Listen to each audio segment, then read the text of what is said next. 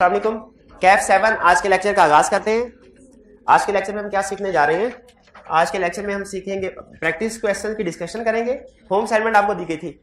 Home assignment में question number 2 से 10 अभी तक हमने सिर्फ शीला का एक ही क्वेश्चन किया हुआ है। चलें आज कसर पूरी हो जाएगी। क्वेश्चन नंबर 2 से 10 तक हम डिस्कस करेंगे और इस डिस्कशन में खास तौर पे आपने कंसेप्ट्स तो सीखने ही सीखने हैं, लेकिन आपको ये भी सीखने को मिलेगा कि एग्जाम में केस स्टडीज को किस तरीके से अटेंड करना है। थोड़ा थोड़ा हम हर केस स्टडी हर 5 टॉपिक के क्वेश्चन के साथ सीखते जाएंगे कि एग्जाम में इसको कैसे अटेंड करना चाहिए क्वेश्चन को।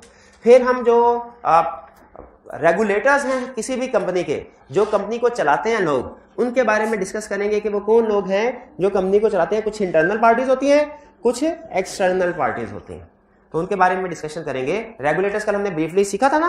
रेगुलेटर्स कौन कौन से होते हैं? अथॉरिटीज कौन कौन सी होती हैं? कुछ इंटरनल अथॉरिटीज हैं कंपनी को, कुछ एक्सटर्नल हैं। एक्सटर्नल में कौन कौन था भला? रजिस्ट्रार, कमीशन और कोर्ट। इंटरनल में कौन कौन था? मेंबर्स और डायरेक्टर्स। शाबाश। और डायरेक्टर्स बाज़ औक़ात अपने में से एक चीफ एग्जीक्यूटिव भी अपॉइंट कर देते हैं, जिनके बारे में हम फिर कभी पढ़ेंगे। अभी हम असाइनमेंट की तरफ चल रहे हैं, लेकिन उससे पहले अगर कोई क्वेश्चन पूछना चाहते हो तो पूछ लीजिए। प्रीवियस लेक्चर भाई मुझे स्लाइड ला दीजिए। प्रीवियस लेक्चर में से कोई क्वेश्चन पूछना चाहते हो पूछ लीजिए। शाबाश।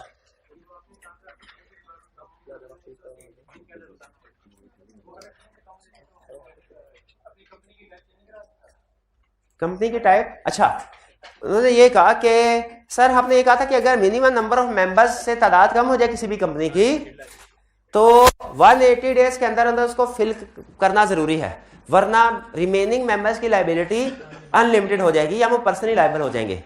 तो अगर रिमेनिंग मेंबर इसको फिल करने के बजाय टाइप ऑफ कंपनी को ही चेंज करवा लें तो क्या वो भी करवा सकते हैं? यस, वो भी करवा सकते हैं, वो भी लीगली करेक्ट सोल्यूशन है, लेकिन वो बड़ा मुश्किल है। उससे कहीं ज्यादा आसान काम यह है कि आप एक मजीद नए बंदे को मेंबर बना लें। लेकिन अगर आप जैसे पब्लिक कंपनी में मिनिमम मेंबर्स कितने होते हैं?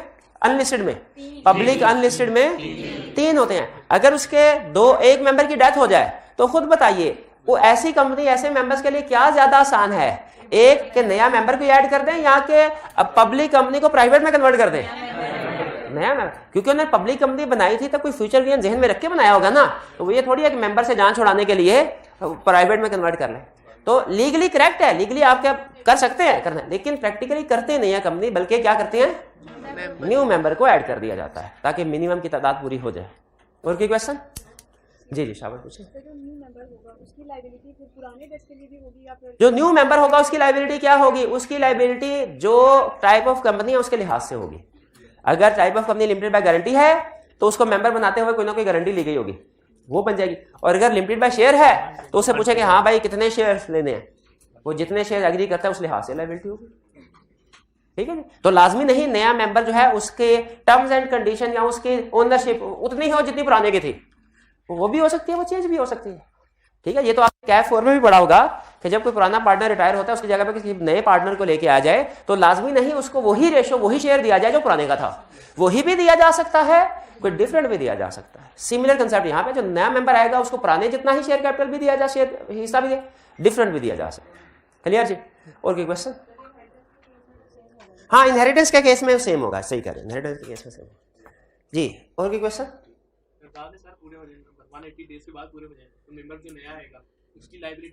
नहीं, नए मेंबर की लायबिलिटी जो है वो लिमिटेड ही रहेगी, चाहे वो 180 दिन के अंदर आए चाहे 180 दिन के बाद आए।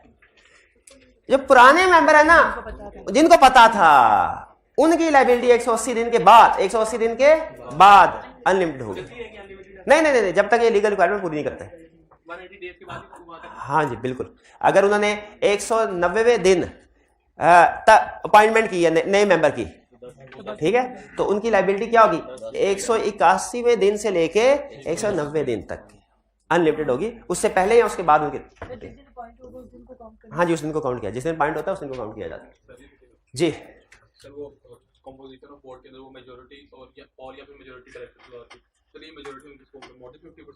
हाँ, मेजोरिटी लॉ में जहां कहीं लफ्ज आता है मेजोरिटी का, इससे मुराद मोर देन 50% है या मोर देन 1/2 ही है। ठीक है, जहां कहीं मेजोरिटी का वर्ड आएगा। और कोई क्वेश्चन? जी एसोसिएटेड कंपनी का लफ्ज कहीं इस्तेमाल हुआ है? हमने कल लेक्चर में या इस चैप्टर में इस्तेमाल नहीं हुआ, वो भी एसोसिएटेड का कंसेप्ट नहीं समझना हमने। अभी होल्डिंग सब्सिडी का मेरे भाई को समझ आया? प्यारे भाई को बता तो सही ना, समझ आया? होल्डिंग की डेफिनेशन सुना। हाँ, जैसे एग्जाम में लिखेंगे, एग्जाम में कैसे लिखेंगे? इंडिया में ऑप्शन आपको पता है, हिंदी में भी सीए के पेपर दे सकते हैं, इंग्लिश में भी दे सकते हैं। पाकिस्तान में ऐसी कोई ऑप्शन नहीं है। पाकिस्तान में तो डेफिनेशन सुनानी तो फिर इंग्लिश में चाहिए ना आपको। मेरा भाई सुना,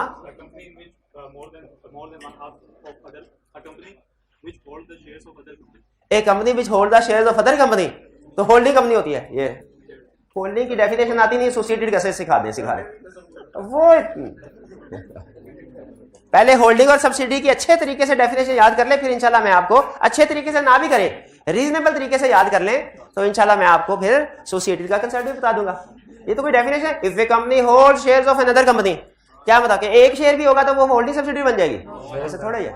1/2, अच्छा 1/2 तो हाँ, तो कोई सा भी शेयर के वोटिंग भाई, इतना आसान नहीं है। एक एक लफ्ज से आई कैप कंसेप्ट को घुमा रहा है, खास तौर पे 2 अटेम्प्ट्स में एक एक लफ्ज से कंसेप्ट को घुमा रहा है।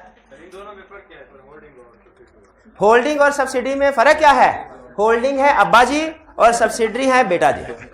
होल्डिंग कंपनी है वो जो शेयर दूसरी कंपनी के शेयर होल्ड करती है, और सब्सिडरी कंपनी वो है जिसके शेयर होल्ड किए जाएं, जिसके शेयर होल्ड किए जाएं। ठीक है, जैसे आईएमएफ और गवर्नमेंट ऑफ पाकिस्तान में अगर फर्ज कीजिए कंसेप्ट अप्लाई करें, तो होल्डिंग कंपनी कौन है? आईएमएफ। ठीक है, आईएमएफ जो है उसने पैसे लगाए हुए हैं ना, तो पाकिस्तान सब्सिडरी चले, लेकिन होली और सब्सिडरी नहीं है, चाइना का भी शेयर है। जी और कोई क्वेश्चन?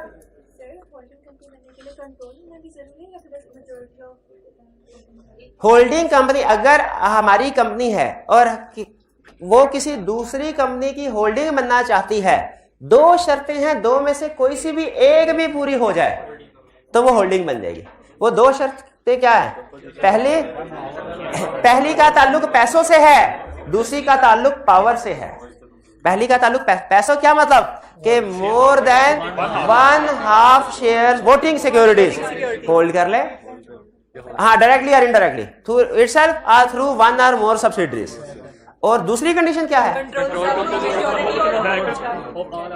हाँ जी, कंट्रोल है पावर टू अपॉइंट और रिमूव ऑल और मेजोरिटी ऑफ दैट। ठीक है, यानी कंपोजिशन ऑफ बोर्ड कंट्रोल करें, और कंपोजिशन ऑफ बोर्ड को कैसे कंट्रोल किया जाता है वो एक्सप्लेन करता है कि ऑल और मेजोरिटी ऑफ डायरेक्टर्स को पॉइंट या रिमूव करने की पावर आपके पास आ जाए तो कंपोजिशन सब्सिडी बन गई। क्लियर जी? तो होल्डिंग सब्सिडी का रिलेशनशिप शेयर्स की बेस पे भी बन सकता है, डायरेक्टर्स की बेस पे भी बन सकता है। जैसे कंपनी जो पब्लिक कंपनी है वो शेयर इशू कर देती है जनरल पब्लिक को, वहाँ से मतलब कोई आर्टिफिशियल दूसरी कंपनी होल्ड कर ले मोर देन, तो फिर वो होल्डिंग बन जाए, लेकिन वो चाहती नहीं है कि मतलब जो इसने इशू की है कि वो दूसरी कंपनी की होल्डिंग बन जाए। नहीं, वो पाबंदी नहीं लगा सकते। एक कंपनी के शेयर मार्केट में सर्कुलेट कर रहे हैं ना, कोई भी खरीद सकता है, कंपनी ये पाबंदी नहीं लगा सकती कि इसको देने इसको नहीं देने। चलिए अब आते हैं पास्ट पेपर के क्वेश्चन की तरफ। अच्छा, इनमें देखिए आपको 2 तरह के रेफरेंस हो, किसी में एक रेफरेंस होगा, किसी में 2। पहले वाली लाइन क्या बता रही है कि ये आई कैप के पास्ट पेपर का क्वेश्चन है, और आई कैप की जो बुक है टेक्स्ट उसमें भी ये क्वेश्चन है। ठीक है, और अगर कोई क्वेश्चन सिर्फ पास्ट पेपर का हुआ तो ऊपर वाला रेफरेंस होगा, सिर्फ आई कैप का हुआ तो नीचे वाला रेफरेंस, दोनों जगह पे मौजूद है, दोनों रेफरेंस। मास्टर्स लिमिटेड, अब ये इसका मतलब पास्ट पेपर का, जो हमने पहला कंपनी लॉ का क्वेश्चन किया था वो पास्ट पेपर का क्वेश्चन था क्या? नहीं, वो पास्ट पेपर का नहीं था, वो वैसे ही कंसेप्ट। तो इसका मतलब है ये आपकी जिंदगी का पहला कंपनी लॉ का क्वेश्चन है पास्ट पेपर्स का जो अटेम्प्ट करने जा रहे हैं। कह रहा है masters limited type of company बता जल्दी से मेरा भाई। जरूरी थोड़ी है जो उसने पूछा वही मैं पूछूं। पब्लिक कंपनी है, प्राइवेट का पब्लिक कैसे पता चला?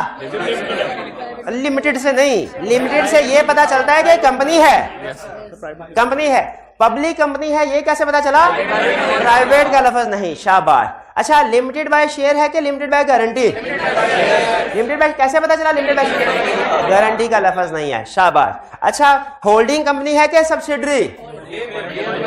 ये नाम से पता नहीं चलेगा, होल्डिंग है कि सब्सिडरी है ये नाम से पता, ये आगे क्वेश्चन में फर्दर इंफॉर्मेशन में बताएगा।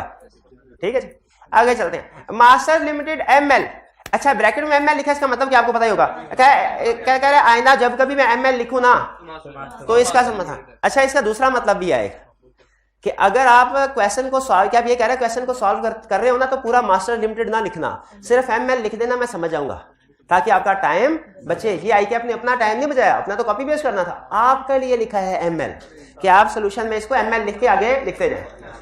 Master limited ML has made equity investment, बड़ा इंटरेस्टिंग लफ्ज है इक्विटी। अच्छा मुझे ये बताएं, क्वेश्चन है, क्वेश्चन करके निपटा के आगे कंसेप्ट की तरफ जाएं कि इस क्वेश्चन के अगर एक एक लफ्ज में कोई और कंसेप्ट छुपे वो भी डिस्कस करता जाऊं, वो भी डिस्कस करता जाएं। इसका एक फायदा एक नुकसान है। फायदा ये है कि हर क्वेश्चन के हर लफ्ज के साथ साथ हमारा कंसेप्ट भी बनता जाएगा जो हमने बाद में पढ़ना है, अभी पढ़ते जाएंगे। और दूसरा हमें कंप्लीट एनालिसिस क्वेश्चन का करते जाएंगे कि एक क्वेश्चन 10 एंगल से टेस्ट हो सकता है, आई के आपने एक से किया, बाकी 9 एंगल कौन से हो सकते हैं फॉर एग्जाम्पल। लेकिन इसका नुकसान भी है क्या, आपका करंट टॉपिक जो है वो स्लो हो जाएगा। ठीक है, करंट टॉपिक स्लो हो जाएगा। इसका मतलब ये है कि इस लेक्चर पे, इस टॉपिक पे आपको 2 लेक्चर लग जाएंगे, लेकिन जब वो एडवांस वाले टॉपिक पे पहुंचेंगे ना, उस पे 1 लेक्चर लगना था, उस पे आधा लगेगा। इधर टाइम एक्स्ट्रा लगेगा, फ्यूचर का सेव। क्यों? क्योंकि वो कंसेप्ट हम आज पढ़ रहे हैं, क्योंकि ये तो कंफर्म है जो कंसेप्ट इंशाल्लाह आपके सिलेबस में नहीं है ना, वो हमने डिस्कस नहीं करना। तो जो हम एक्स्ट्रा डिस्कशन कर रहे होंगे वो बेसिकली एक्स्ट्रा ऑफ सब्जेक्ट नहीं है, एक्स्ट्रा ऑफ दिस चैप्टर है, वो हमने अगले चैप्टर में कहीं पढ़नी होगी। तो ओवरऑल हमारे सिलेबस का टाइम यही रहेगा, ड्यूरेशन हमारी कवरेज की। फर्क सिर्फ यह है कि जो कंसेप्ट इधर सिखाना था वो पहले सिखा रहा होगा, ताकि क्वेश्चन को हर तरीके से आप एनालिसिस करना सीख। क्लियर जी? चलिए आगे चलते हैं। Equity investment. अच्छा, इक्विटी इन्वेस्टमेंट का मतलब क्या है? शेयर। अच्छा, इसका मतलब है कोई इक्विटी इन्वेस्टमेंट है तो कोई दूसरी इन्वेस्टमेंट भी होती होगी। वो कौन सी इन्वेस्टमेंट है? Loan investment. लोन इन्वेस्ट, इसका मतलब है लॉ में लफ्ज इन्वेस्टमेंट में इक्विटी भी आ जाती है, लोन भी आ जाता है। अगर कोई कहे मैंने इस कंपनी में इन्वेस्टमेंट की है, तो आपका अगला सवाल ये होना चाहिए इक्विटी के लोन वाली।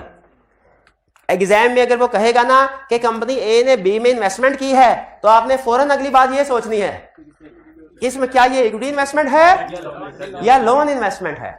यहां पे अगर लोन इन्वेस्टमेंट कहता ना, हम कहते हैं कहानी यही खत्म। लोन इन्वेस्टमेंट की बेस पे तो कोई होल्डिंग सब्सिडरी बनती नहीं, ठीक है, लेकिन उसने लोन इन्वेस्टमेंट क्या कहा? इक्विटी। अच्छा, अगर वो सिर्फ इन्वेस्टमेंट का वर्ड यूज करता तो हम एज्यूम कर लेते इक्विटी, ठीक है, हाँ दोनों हो सकते थे, लेकिन क्वेश्चन की रिक्वायरमेंट के लिहाज से equity investment in Abbas limited. Abbas limited type of company, public है प्राइवेट? अच्छा पहले बताइए ये कंपनी है कि नहीं है? कैसे पता चला? लफ्ज लिमिटेड से। पब्लिक है प्राइवेट? कैसे पता चला? प्राइवेट है। Limited by share, limited by guarantee, कैसे पता चला? गारंटी नहीं। होल्डिंग के सब्सिडरी, ये नाम से नहीं पता चलेगा। शाबाश। In the light of company 270 state under what circumstances ML में classify AL as its subsidiary. किन सर्कमस्टेंसेस में? वो मोर देन 50% नहीं भाई, मोर देन 1/2। और दूसरा क्या था? Composition of board. Controls composition of board यहाँ पे खत्म हो गया, क्यों नहीं खत्म हुआ? कंपोजिशन ऑफ बोर्ड को ये चीज कंपोजिशन ऑफ बोर्ड को भी एक्सप्लेन करना है। शाबाश। इस क्वेश्चन में कोई प्रॉब्लम? अच्छा, क्या आप समझते हैं कि जितना क्वेश्चन मार्क्स है उतना मटेरियल ये मैच करता है? ठीक है, ये आपने जजमेंट अप्लाई करते जाना है। किसी भी क्वेश्चन को जब ये टेक्निकली अपने माइंड में सॉल्व कर लिया आपने, जब आपने पेपर पे लिखना शुरू करना है ना, उससे पहले मार्क्स को देख के डिसाइड कर लेना है मार्क्स कितने हैं। क्यों मार्क्स को क्यों पहले देखना है? ताकि फैसला कर सकें कि हमने कितना लिखना है, कितना लिखना है। ठीक है जी, मार्क्स के लिहाज से। वो आपको बताया था एक दफा शायद, हमारे मैनेजर ये कहा करते थे जितनी तनख्वाह उतना काम, जितनी तनख्वाह। तो एग्जाम में बैठ के भी हमने ये असूल लगाना है कि जितनी तनख्वाह ये हमारी तनख्वाह है, और काम कितना करना है पेपर पे? इतना ही। क्लियर? अच्छा, कितने स्टूडेंट्स ने इसको रिटर्न फॉर्म में अटेम्प्ट किया है? सही से बता। रिटर्न फॉर्म में आधी से कम क्लास है, तकरीबन आधी चले लगा दे। आधे स्टूडेंट्स का सीधे, जिसने पहला सवाल ही नहीं अटेम्प्ट किया अगला पूछा तो बेकार है। अच्छा, जितने स्टूडेंट्स ने अटेम्प्ट किया उनमें से कितनों ने एग्जामिनर कमेंट्स पढ़े हैं? ये 6-7। हालांकि पहले लेक्चर में क्लब के बताया एग्जामिनर कमेंट सबसे ज्यादा अहम है। 6-7 स्टूडेंट्स ने, कोई बात नहीं, कल पढ़ लीजिए, बिल्कुल कल बेहतरीन वक्त है, इतवार छुट्टी का दिन है, आपने यही तो काम करना है, सोना थोड़ी है कल। क्वेश्चन 3। अच्छा, एक चीज यहां पे सुनिए, इस क्वेश्चन में उन्होंने कहा बताइए अंडर व्हाट सर्कमस्टेंसेस एमएल में क्लासिफाई एएल, यानी एमएल कब एएल को अपनी सब्सिडरी क्लासिफाई कर सकती है? बताइए, हमने एमएल के पॉइंट ऑफ व्यू से क्वेश्चन सॉल्व करना है कि एल से? एमएल से। तो हमने ये बताना है कि कोई कंपनी दूसरी कंपनी होल्डिंग कैसे बनती है, कि ये बताना है सब्सिडरी। एमएल के पॉइंट ऑफ व्यू से सॉल्व करना है। तो क्वेश्चन क्या है? एमएल कब एएल को सब्सिडरी क्लासिफाई कर सकती है? तो मुझे बताइए, इसमें हमने होल्डिंग कंपनी की डेफिनेशन लिखनी है कि सब्सिडरी की?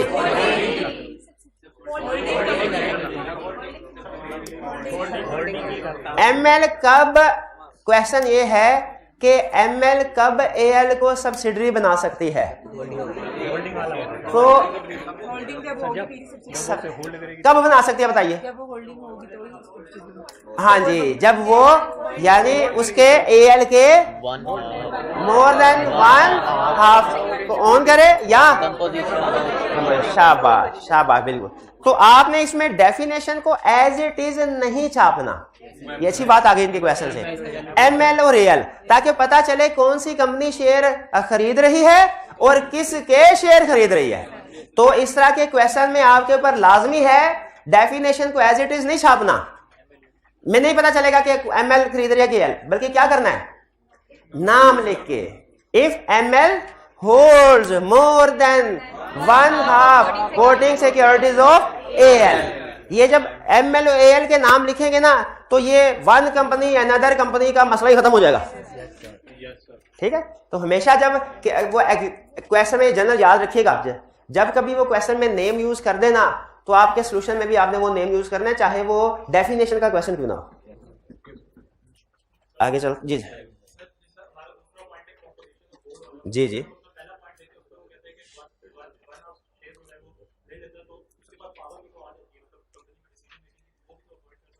अच्छा, क्वेश्चन का यह है कि 2 पॉइंट्स है सर इसमें। अगर पहला पॉइंट भी पूरा हो जाए तो वो होल्डिंग सब्सिडी का रिलेशनशिप तो बन जाएगा। क्या दूसरा पॉइंट लिखना जरूरी है? यस जरूरी, क्योंकि हमें नहीं पता वो कौन सा पॉइंट पूरा कर दे।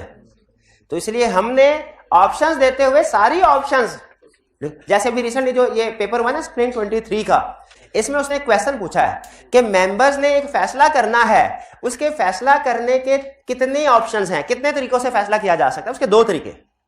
ठीक है, फिर पार्ट ए में उसने पूछा कितने तरीके हैं, पार्ट बी में उसने पूछा कि बताओ उन तरीकों के ऊपर अमल कैसे होगा।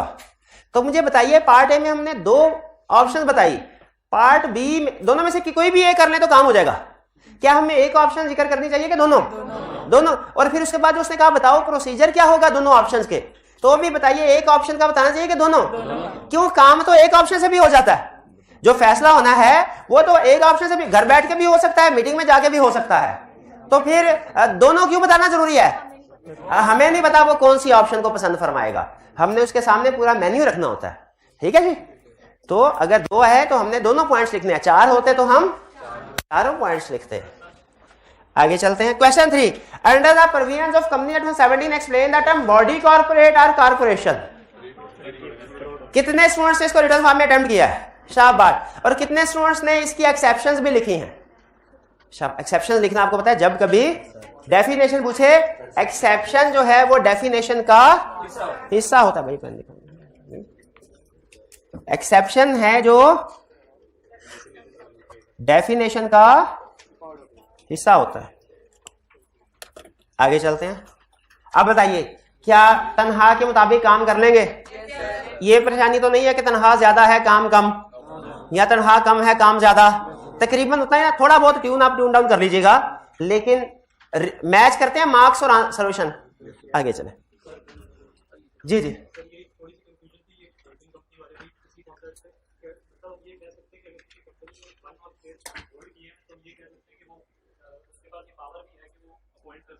हाँ जी, बिल्कुल बिल्कुल बिल्कुल बिल्कुल सही कह रहे हैं, बिल्कुल सही कह रहे हैं। ठीक है, नहीं अगर मैंने बताया था ना, अगर ज्यादातर स्टूडेंट से रेलिवेंट कोई सवाल होगा तो मैं खुद दोहरा दूंगा। ठीक है, अगर मैं उन स्टूडेंट्स का क्वेश्चन नहीं दोहरा रहा तो इसका मतलब है वो एक के लिए रेलिवेंट है, बाकी के लिए रेलिवेंट नहीं है। ठीक है, बाज़ औक़ात कुछ स्टूडेंट एक्स्ट्रा सोच रहे होते हैं, कुछ एक्स्ट्रा नॉलेज हासिल कर रहे होते हैं, वो उनके लिए, वो सबके लिए वो जरूरी नहीं होता। ठीक है, question 4, mention the status of following organisation, that is whether company or body corporate or both or none. कह रहा है बताओ स्टेटस बताओ, तैयार हैं? चलिए, अच्छा आप ऐसा कीजिए, अपने नोट्स बंद कर दीजिए, नोट्स बंद कर दीजिए, नोट्स बंद कर दीजिए। सिर्फ इस एक छोटे से काम, आपको अंदाजा नहीं होगा, एक छोटी सी एक्टिविटी से ना अब आप ज्यादा फोकस हो गए, ठीक है, अब आप ज्यादा सोचेंगे, थोड़ा सा परेशान भी हो गए। भाई ना कर यार ऐसे, तुझे निशाने हैदर थोड़ी मिलने इसके जवाब पे, कुछ नहीं होता, सही बताएगा फिर भी कोई फर्क नहीं पड़ेगा, गलत बताएगा फिर भी कोई फर्क नहीं पड़ेगा। Yes sir. Mention the status of following organisation whether company body corporate both or. पहला, orange limited is a company incorporated in Pakistan and is operating branch office through around the globe.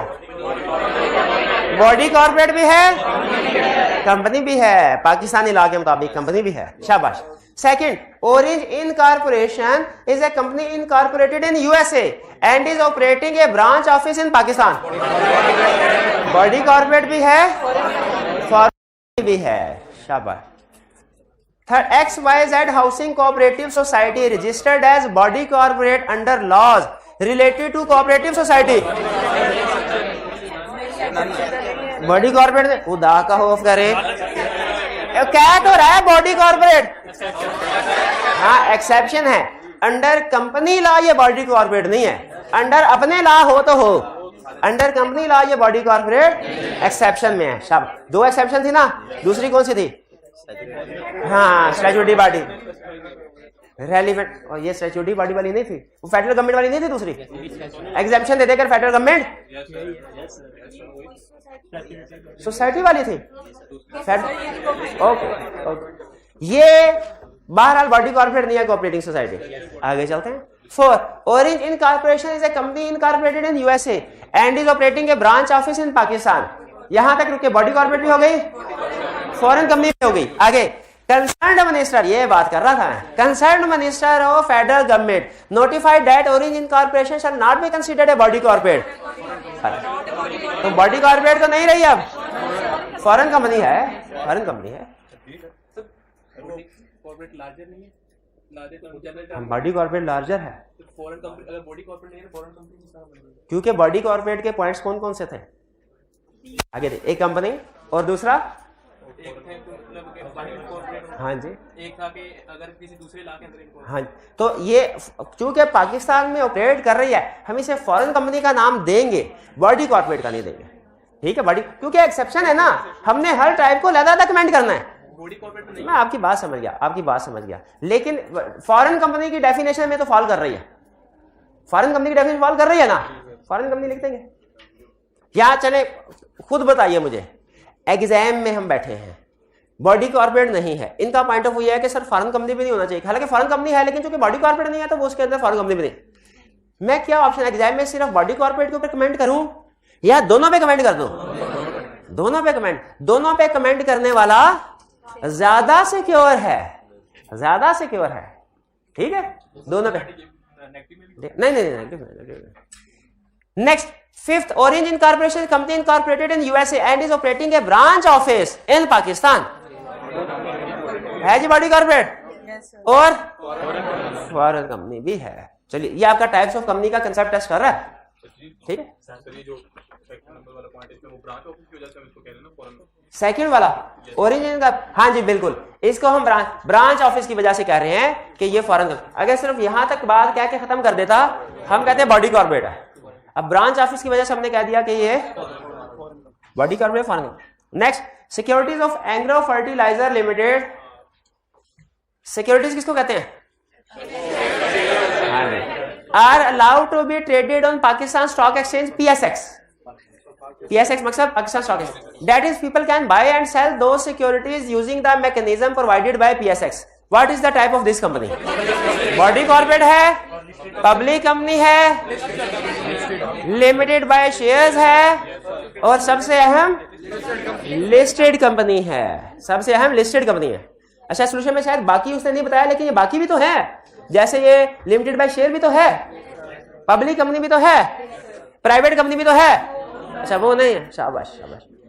चलिए, B, Pak Arab refinery company limited PARCO, a joint venture between government of Pakistan and the emirates of Abu Dhabi, was incorporated as a public limited company 1974।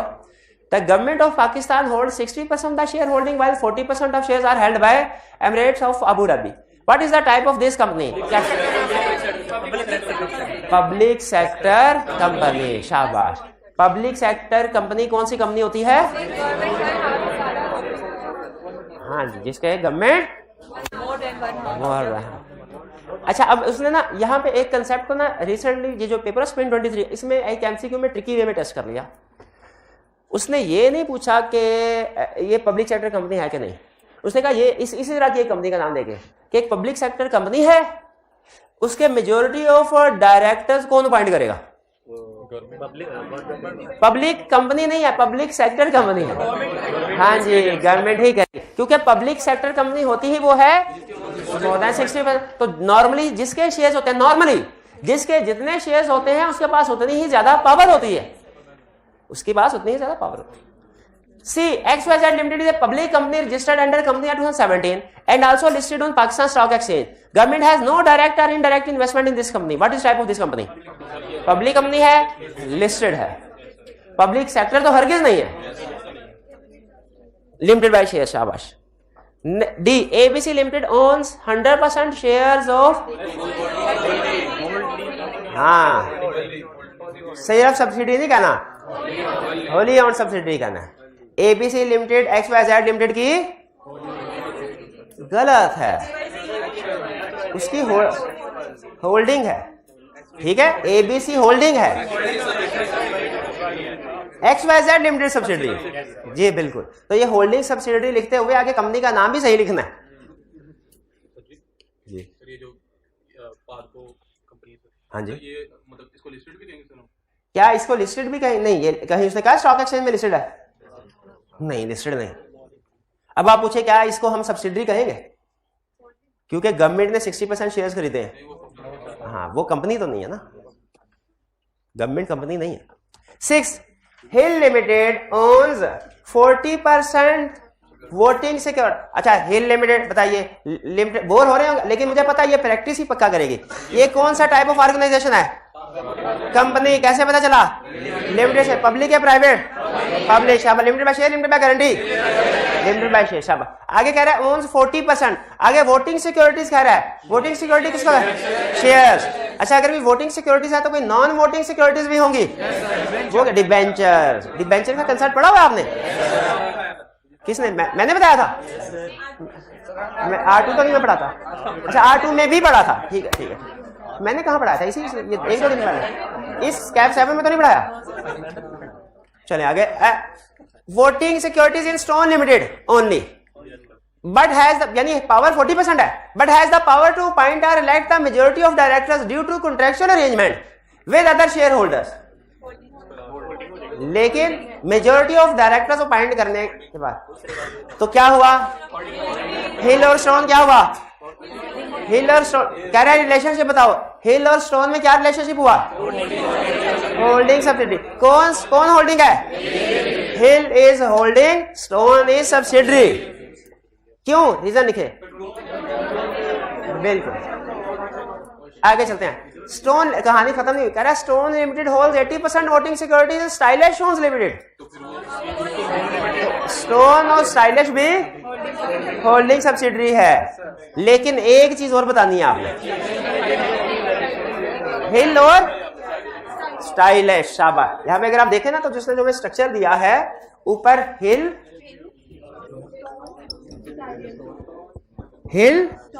Stone, style, ये है holding subsidiary, ये भी holding subsidiary. इसका और इसका direct relationship कोई नहीं है, हाँ, लेकिन इनडायरेक्टली थ्रू वन और मोर सब्सिडरीज ओन कर रही है, तो ये भी हिल होल्डिंग और स्टाइलिश इसकी सब्सिडरी। यानी केस स्टडी में अगर आपसे पूछे हिल की कितनी सब्सिडरीज हैं, शाबाश 2 बताना है, और स्टोन की कितनी सब्सिडरीज हैं, 1। तो टोटल कितनी सब्सिडरीज है? 2 ही हैं, 2 ही हैं। वो होती ना पहले छोटे होते थे, एक घर में 2 बाप और 2 बेटे रहते हैं, तो टोटल कितने अफराद हुए? तो जिनका मैथ स्ट्रांग होता था वो कहते थे 4, हालांकि वो कितने होते थे? 3। दादा बाप बेटा है खेलता ना ऐसा कि छोटी मोटी खेलिया नहीं, अगर खेली होती तो आज में केस स्टडी समझ आ जाती। जी ठीक है, आगे चलते हैं। वैसे पूछ ले यार। स्टाइलिश हिल की होली ऑन सब्सिडरी है? नहीं तो इधर 80% है, वो तो 100% पे होली ऑन होती है। ऑन कर रही है 80%। भाईजान स्टोन के पास स्टाइलिश के कितने शेयर हैं? तो ये होली ऑन हुई क्या? स्टाइलिश स्टोन की होली ऑन हुई? नहीं हुई ना। हिल की तो 40% है इसके पास प्लस मेजोरिटी डायरेक्टर, तो ये स्टाइलिश हिल की सब्सिडरी है स्टोन की वजह से। तो जब स्टाइलिश स्टोन की होली ऑन नहीं है तो हिल की कैसे हो सकती है?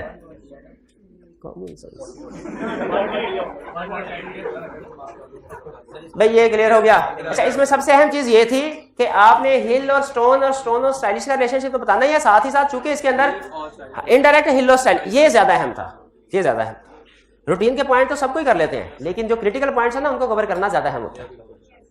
7 कागान रेशम limited KRL holds 60% shares out of total paid up capital of another public company named Narayan silk limited NSL। यानी अब इसमें आ गया, इसको इसी तरीके से कर लें।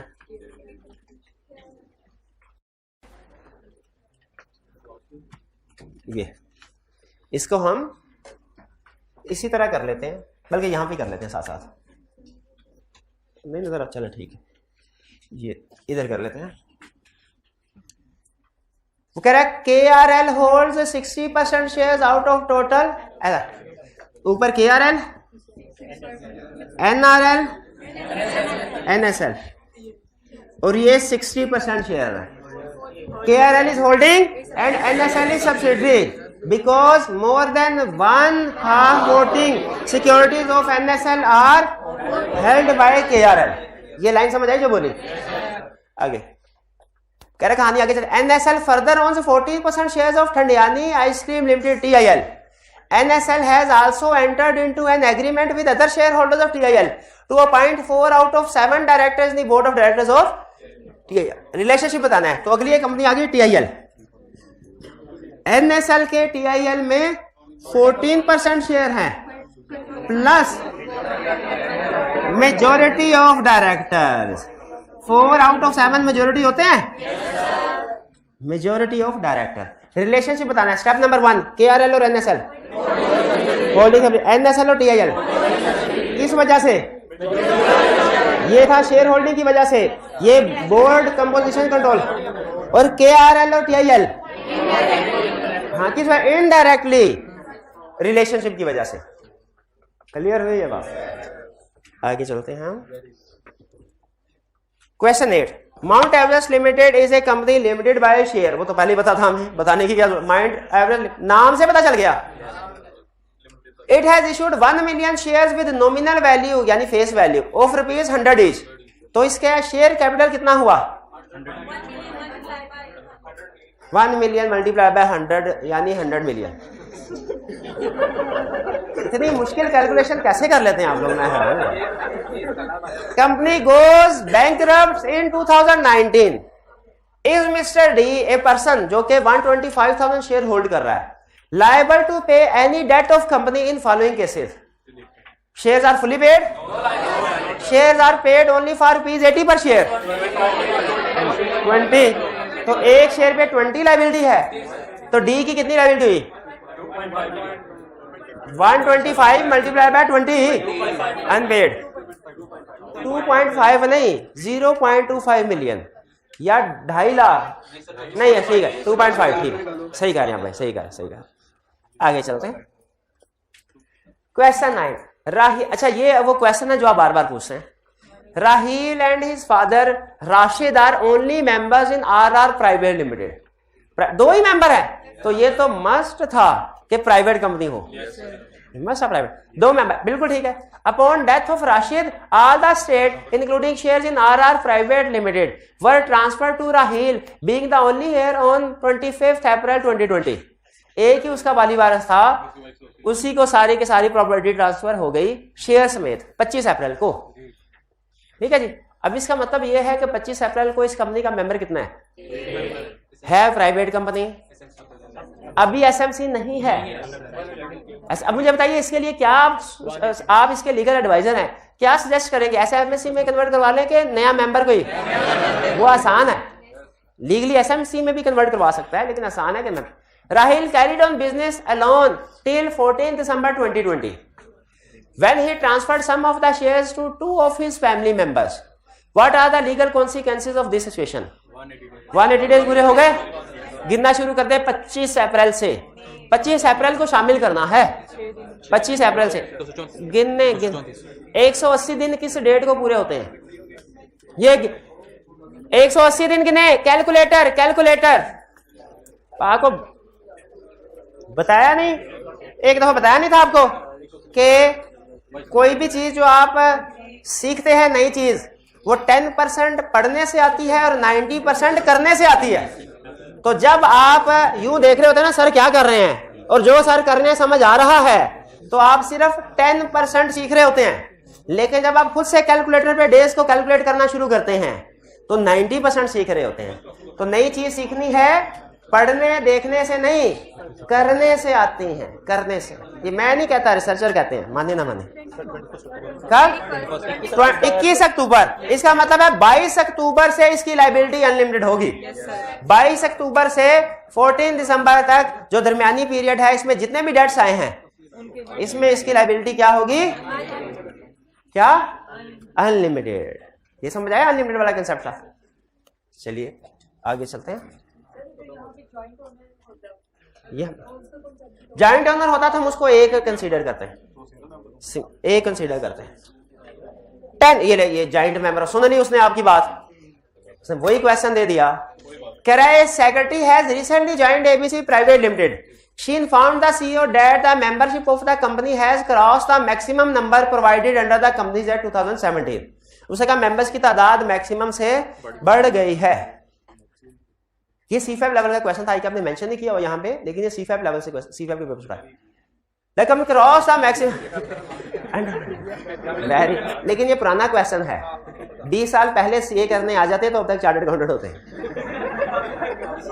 नहीं, 10 साल पहले भी हो चुके होते हैं आसान पेपर से। कारपोरेट मेंबर्स मतलब कंपनीज कितने हैं? 14। इंडिविजुअल्स कितने हैं? Joint share holders 3 million shares held by 4 members jointly. ये 4 करके उसने 52, उसने पब्लिक कंपनी बना दी थी। तो हालांकि ये 4 नहीं, इधर 1 होना चाहिए और नीचे 49।